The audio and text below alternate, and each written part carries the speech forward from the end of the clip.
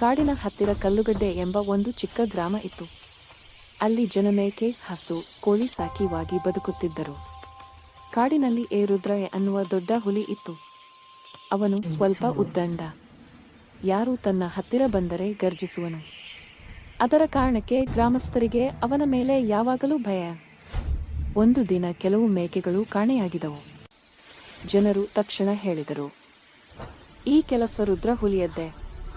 ಆದರೆ ಇದು ಸತ್ಯವಲ್ಲ. ಮೇಕೆಗಳನ್ನು ಕದ್ದದ್ದು ದೂರದ ಕಣಿವೆಯಿಂದ ಬಂದ ವೈಲ್ಡ್ ನಾಯಿಗಳ ಗುಂಪು. ಇದನ್ನೆಲ್ಲ ಗೂಬೆ ನೋಡಿತು.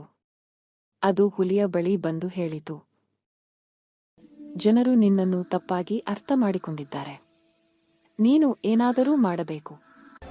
ರುದ್ರ ಹುಲಿ ಕೋಪದಿಂದ ಆದರೆ ಧೈರ್ಯದಿಂದ ಹೇಳಿತು, ನಾನು ಸತ್ಯ ತೋರಿಸುತ್ತೇನೆ. ರಾತ್ರಿ ಸಮಯ, ಎಲ್ಲರೂ ನಿದ್ದೆಯಲ್ಲಿ ಇರುವ ಸಮಯ. ಹುಲಿ ಶಾಂತವಾಗಿ ಗ್ರಾಮಕ್ಕೆ ಬಂದು ಗಂಟೆಯ ಹಗ್ಗ ಎಳೆಯಿತು. ಡಿಂಗ್ ಡಾಂಗ್, ಎಲ್ಲರೂ ಓಡಿ ಬಂದರು. ಹುಲಿಯನ್ನು ನೋಡಿ ಭಯಪಟ್ಟರು. ಆಗ ಗೂಬೆ ಹಾರಿ ಬಂದು ನಾಯಿಗಳಿಂದ ಕಚ್ಚಿದ ಮೇಕೆಯ ಎಲುಬು ನೆಲಕ್ಕೆ ಬಿಟ್ಟಿತು.